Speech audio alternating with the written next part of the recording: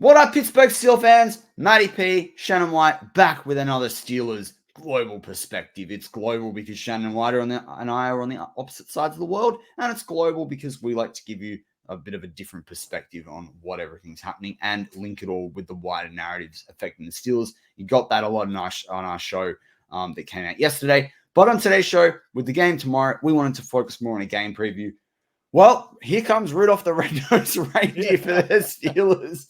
Rudolph the Red-Nosed quarterback. Shannon. Wow, here we are. The Steelers, 7-7. Pickett's tried his hardest to come back this week. It was limited through Wednesday, Thursday. We're recording this slightly early, so we don't know what necessarily he fully did or didn't do on the Friday. But as you said, Tomlin made comments that he wasn't going to make it into the game. So I guess he'd probably be in the same limited fashion when people go back and look at the injury report. I'm just going to get cut to the chase. The Steelers have a hope in hell of winning this game. Well, if you'd have told me at the beginning of the season that I would have ever said the Steelers need to play Mason Rudolph, I'd have said you're crazy. That was one of the most unlikely things to ever come out of my mouth. But I was wrong. And I do believe it takes a man to say that. It takes a man to say that. Wrong. I was wrong, and I definitely think that Mason Rudolph should be starting this week. And I said it 2 weeks ago when they were going to start Mitch Trubisky, because we've already seen what Mitch Trubisky looks like in Matt Canada's offense. And make no mistake about it, this is still Matt Canada's offense. It's his playbook. It was too late in the season to change everything. So they've tried to maybe call different play calling sequences, but it's still the same playbook and the same limitations. So Rudolph is the answer. Give him a shot. There's no reason to rush Kenny Pickett back and maybe suffer more permanent damage. And give him a break. Let him step back, because he's been trying to decipher this anemic offense all season. And he's had the second worst pass blocking line in the NFL. They're starting to regress as a run blocking unit. Yeah. Broderick Jones had his worst game of his rookie season last week. James Daniels had his worst game as a Pittsburgh Steeler last week. Mason Cole is not the answer. We realize that. Samalu's not the same player without Jason Kelce and the rest of that talent around him. And Dan Moore just is not an NFL left tackle. So you've got a second-year quarterback trying to operate behind that with an anemic scheme, with only two receivers who lack maturity and give a consistent effort. And you have a tight end that's missed the better part of the season. So, I mean, the offense was kind of doomed. But now you got 3 games left to play. There's an outside chance in a Christmas miracle that the Steelers can be relevant at playoff time. But they have to win all 3. So you already know what Kenny Pickett can do healthy when he's not healthy. You know what Mitch Trubisky can do, and that's not the answer. So let's let Mason Rudolph see if his deep ball, which is accurate and he throws a really good deep ball, can open things up for George Pickens and maybe Calvin Austin in the third. Yeah. Because remember, in the preseason, he hit Calvin Austin with a beautiful deep pass. Oh, I love that ball. So maybe that'll help him. Game. That was Buccaneers game, I think it was. I think. And then he could throw the ball across the middle to Freiermuth and work the middle as the Steelers are trying to do more. Oh, he'll hit Pat. I reckon he'll hit Pat heaps. And I think that Rudolph is better at play action than Trubisky as well. So I think that all these things give the Steelers some hope to have an offensive performance similar to what they had in Cincinnati. Yeah, I completely agree with you. I think there's a difference too. You know, like one of my favorite TV series of all time, Friday Night Lights. You know, that whole like, that's great. Clear eyes, full hearts, can't lose, right? Yep. And I look at Mason and I look at Mitch, and one of them has clear eyes, I'm not going to ever question someone in terms of their full heart, like on what they're doing on the field. Because if Mitch Trubisky didn't have a full heart, he wouldn't make the mistakes that he does, right? Yeah. But I feel like Mason has a clearer picture. Mason doesn't sit there and say, I was picked the top 5 pick in the draft. I can do this. I can be aggressive. I've still necessarily got it. He is humble enough to sit there and go, this is what I'm good at. These are my limitations. This is where the team is at right now. This is what I've got to do. Like, he even does it in an interview. Like, I have not seen a mature interview out of a Steelers player, or as mature interview as his one 2 weeks ago, like now almost 2 weeks ago, where he basically was like, I'm the backup and third guy is what it is. And they were probing him with questions for him to, to try and create drama. And he just nailed it, right? Which is amazing, because I had a lot of criticisms of Burt Lawton and how the Steelers media train their people. I do it in my day job, and I just think some of the stuff I see is atrocious. Yes. For me, and I always find this funny too, because people think about like NFL teams. That's just the team. I'm like, they're a multi-billion-dollar organization. Each team is worth multi-billions of dollars. Act like a multi-billion-dollar organization. Like, I don't get it, right? Like, anyway, but I completely agree with you on Mason, and you hit on a number of points there. Do you think you talked about the absence of the run game? Because I feel like the Steelers, while it wasn't their best necessarily game for rush yardage, the run game set them a platform that opened up the passing game, right, against the Bengals. Do you think they can rekindle some of that success in the run game this week? Do you think they can get some of this right? Well, I'm hoping that last week was an aberration and not the trend. It's not the norm, because Broderick Jones, I wrote about it in my random Steeler observation article that'll be out tomorrow. The Steelers have a bad habit of asking guys to play out of position on the line.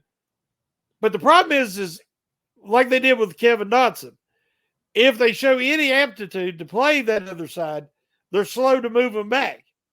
Because Kevin Dotson looked like the eventual replacement for David DeCastro when he had to step in for him during his rookie year. He looked really, really good. We was all excited about him. Then they moved him to the left side, and he was functional, but he was never the same player. He made so many fundamental areas, missteps, because he was not his natural side. The Steelers never give him the opportunity to go back. And they even brought in guys from the outside, put him in right guard. I couldn't understand that. Instead of giving him the opportunity. Now he's with the Rams, and he's having a Pro Bowl season. So, again, like we've talked about, a lot of these issues that the Steelers are having are coaching related. Yeah. It's personnel usage. It's player development. It's not just talent. Because a lot of guys have talent, but you still got to develop it to an NFL level. And the Steelers are struggling to do that. So, James Daniels, where did that come from? I mean, he's been their most consistent lineman all season, and he was getting beat like a redheaded stepchild. Well, see, I would say that I feel like I've seen trends of this. And there's videos on this channel where I thought there were some times in the first 6 weeks of the season, there were a couple of games that were just really bad halves or really bad quarters, or there'd be really bad drives from James Daniels. I'm surprised it's taken this long for him to have a stinker, but I've not been sold on it. Now I'm going to sit here and pick the ins and outs of O-line play. It's not my expertise, but like I was surprised at how bad it was last week, but I wasn't surprised that he had a stinker. There were a couple of things, right? Even I sat back there and like, wow, you really did that? But I'm not surprised that he had such a bad game, because I felt like that was coming. There's times I've seen it and I've said it, and I've had people in live chats or people message me after a show and go, hey, like, James Daniels isn't that bad. He's their best O-lineman. And I'm like, well, isn't that saying something? But last year, he started out, trying to learn a new system and all. He was easily their best lineman. And but he's never had a game like that. No. That's why I was shocked. I was genuinely shocked with what I was saying. Saturday was just, it was a terrible. And then you got Samalu playing with one shoulder. He finally practiced yesterday, because he didn't practice any of the week before, but he played in the game. So, but then honestly, Dan Moore I think is the biggest weakness on the line. Dan Moore's he does not have the footwork, the quickness. He still struggles to anchor against good bull rush. He's not progressed like I thought he was going to this year. Yeah. And why you do not move Broderick Jones before he picks up bad habits, move him back to that left side, put Chooks Okorafor back in. All right, you punished him. He was in the doghouse. Canada's gone. The season's about over. Put him back in. Let team say, hey, he's pretty good. Yeah, and maybe we want to move him on. Yeah, you got to move him. So give him a audition again. But that's my problem is they need that running game to open up the play action, to open up the middle of the field, because Wilson and Pratt are two really good linebackers for the Bengals. And Wilson has intercepted the Steelers, I think, 3 times in his career. Yeah, he's a ball hawk, and he knows the way the Steelers offense likes to run. And he's sitting on them routes. If you can run the ball and make them guys take a step forward, then that will work over the top. And that's what they did last game. Yeah. So I just don't know if the line is playing effectively enough right now or they're healthy enough right now to do it. Let's flip to the defense. We talked yesterday's show a lot about Carsey, Minka as well, being out. Mike Tomlin ruled that out. And Cam, when I woke up this morning, my time, Cam had very much clear concussion protocol. Do you think the defense can hold them back? Because Jake Browning's scoring a lot of points right now. He's come off the bench and started scoring a lot of points. So how do you think the defense is going to go? Because if Mason's got to catch another 20-point lead, I think we've got. I mean, we can go back and look through every Steelers loss, and we know that they spot teams and then they can't get it back. Yeah, but it will become a very long day very quickly on Saturday night if the Steelers defense doesn't show up to play. Yeah, how do you think they're going to go against a Browns offense that, while it's missing Jamar Chase, has plenty of potency still left in it? Browning. I was telling somebody the other day that, like, how can Brady come in and do what he's doing? And I said, because it's the system. It's their scheme. Yes, they have talent, but they have a NFL effective offensive scheme that the system schemes guys open. And if you have a quarterback who can make quick decisions and is accurate, he don't have to be Joe Burrow. And we see Browning, and he is playing excellent and picking apart teams and leading them to comeback victories. And the first time against Pittsburgh was his first career start. And he still had a few moments, and he had Chase that game. But now it's going to be Higgins and Boyd and Irwin, I think, will be their starters. I love Higgins, though. Man, oh, yeah. I love Higgins. But Higgins, I've been wanting to see Higgins matched up with Joey Porter Jr. because they both got size and length and athleticism. That's going to be a heck of a match. I don't know if I want to see that because I don't know whether I trust Joey Porter not to. Well, he's got to learn.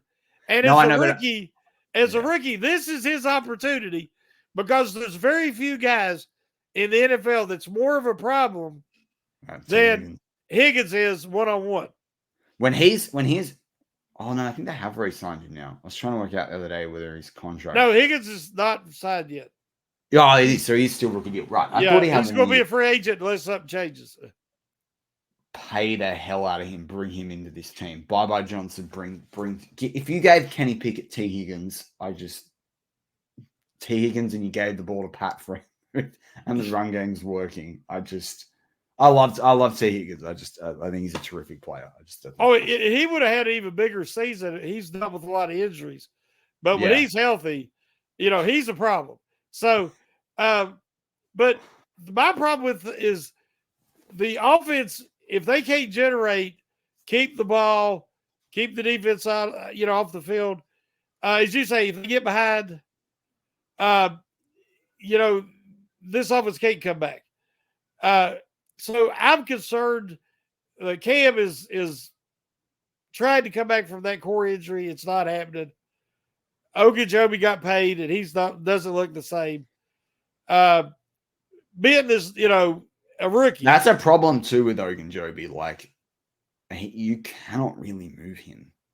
Like, he's there for a while. Yeah. So you're going to have to strengthen the guys around him and hope that helps him. Because like a lot of this year, he's been playing next to Adams, who's not even a natural nose tackle. Yeah. And everybody wants to look at Adams' numbers because of what he's effective with the quick twitch. But he does not anchor well. And we've seen in that second half, the Colts just running right at him up the middle over and over. Yeah, because and it's hard as well because there's not enough. I don't trust the PFF numbers, but like, it's also really hard because you can't. People sit there and look at the numbers, but they're not necessarily looking at what the scheme was when he played as well. Yeah. Like, and how many. And it's not just like, oh, he did this play really well when they were playing this particular package. It's like you've got to look at the course of, all right, he played 80% of the snaps. Of those, 60-70% were in sub package. You sit there and you go, well, hang on, this doesn't make him a true nose tackle. It makes plays on the interior in a sub package, right? I'm just giving an example where I think that sometimes it's misleading when you sit there and look at a statistic, right? So I completely obviously agree with you. What do you think about the middle linebackers, though? I feel like it's like anyone off the street. Like at this point, it's like, who else are they going to call? Yeah, they're already talking about Miles Jacks, who was trying to become a plumber and a pilot and everything else in the offseason. But they're going to give him a shot, it looks like. And they already had Martinez in there, and he's trying to get in and learn the system, and he didn't look effective. I was really disappointed with him in the Patriots game. I was like, I just expected more from him. When I saw him on the field, I was like, that's a bit, yeah. Yeah, I mean, I agree. I didn't see what I was expected to see. Yeah. Landon Roberts is trying to play through injury, but he hasn't been the same the last couple of games. I can't wait to see him with a fit Holcomb next year. I can't wait for that. And a third round, like inside linebacker. That's what I want. I want a third round inside linebacker. Yeah, they need. I want them to draft a linebacker. Yeah. Because they did good picking up Alexander and Holcomb and Roberts, but that's somebody that somewhere else has developed. The Steelers have got to prove, and I guess it'd be Eddie Curry, Aaron Curry. He's going to have to prove that he can take in a drafted player and develop them, because the Steelers have not done a good job of that since Shazier and Vince Williams. Yeah, I want Junior Colson out of Michigan. That's who I want in the third round. Yeah, he'd be a good one. Yeah, he'd be a big bloke. He'd be good.